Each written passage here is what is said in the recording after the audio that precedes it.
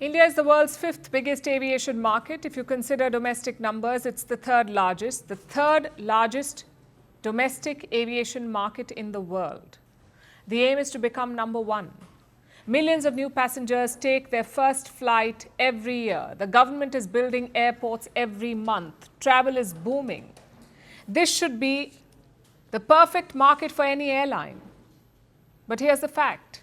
India is also the biggest graveyard of airlines. I know it sounds dramatic, but look at the numbers. Since the year 2000, at least 14 major Indian airlines have collapsed. 14 airlines.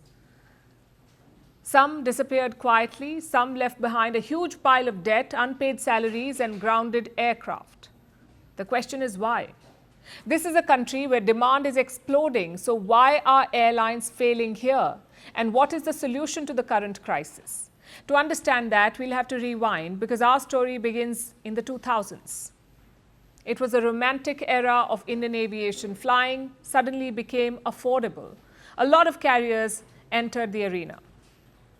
You had Air Sahara, SpiceJet, Indigo, Go Air, Air Deccan, Paramount, Jet Airways, Kingfisher. Everyone was expanding. Everyone believed that they would win. But nobody asked the key question. Can India actually support all these airlines? The answer, as they figured later, was no. You see, flying a plane is expensive everywhere in the world, but flying a plane in India is even more expensive because there are three big killers. Three major challenges. Number one, aviation turbine fuel or ATF. ATF makes up about 40% of airline costs, 40. In India, it is taxed very high. And on top of that, some states slap an additional VAT, that's value-added tax, on fuel that is already taxed. So the costs pile up. When global oil prices go up, Indian carriers bleed. When the rupee weakens, Indian carriers bleed more. So it's an expensive business to be in. Challenge number two, dependency on the dollar. Aircraft leasing, maintenance, spare costs, all of it is done in US dollars. But your ticket revenue, that's in Indian rupees. So it cuts in the profit margins. Challenge number three, airport costs. Delhi and Mumbai airports are among the costliest in the world. Even parking an aircraft is expensive. And amid all of this, the flight prices still have to be low enough to attract customers. This creates the perfect storm. So after the spurt of the early 2000s, the cracks began to show. Soon the cracks became fractures, and then the fractures became funerals. In 2007, Air Sahara was facing intense competition. It suffered operational losses. It collapsed and was finally acquired by Jet Airways. That same year, Air Deccan also failed. It was India's pioneering low-cost airline, but it was under financial pressure, and that led to its merger with Kingfisher Airlines. Then in 2012, Kingfisher faced the same fate. Its slogan was, "Fly the good times." Well, the good times ended that year. The airline collapsed under mountains of debt. But the biggest shock came in 2019. Jet Airways was India's best full-service airline, but competition and debt caused it to shut shop. In 2023, Go First met the same fate. And for the same reasons, mounting liabilities. So clearly there is a pattern. Airlines fail because of intense competition and growing debt. And with every collapse, one player became stronger. That was Indigo. As competitors fell, Indigo absorbed their pilots, their aircraft and their passengers. By the early 2020s, India had entered a new aviation era, a duopoly. Indigo held around 65% of the market. Air India had another 20 to 25%. We do have other players like SpiceJet and Akasa, but they are minnows in the shark tank. Now, a duopoly is not always bad, but a duopoly in aviation is very bad. If one player wobbles, the whole system collapses. And that's what happened this week.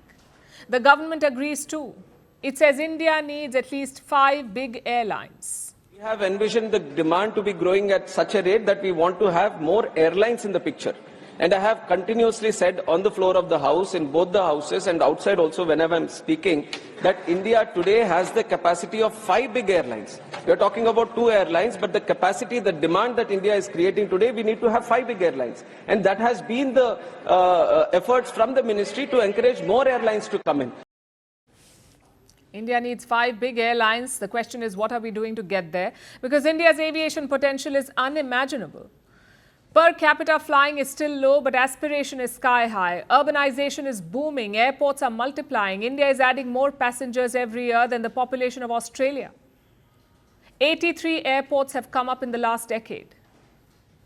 But we need a lot more to become the world's biggest aviation market. First of all, we need stable policies. You cannot have overnight rule changes or panic rollbacks. Rules have to benefit all players.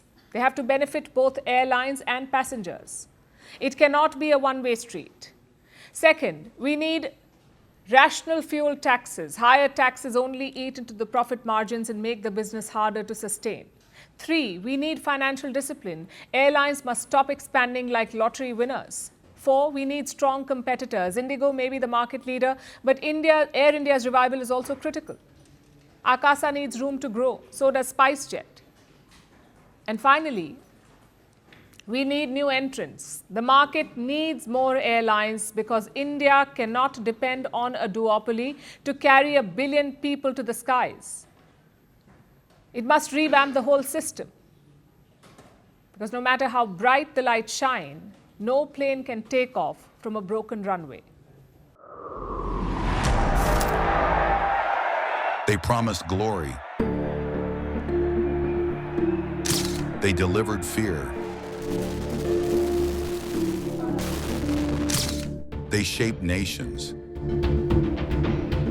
They scarred generations. From brutal purges to propaganda machines, from stolen power to violent falls from the throne. Welcome to The Dictator, a series that strips away the myth and then exposes the men behind the tyranny. History remembers their power. Firstpost reveals their truth.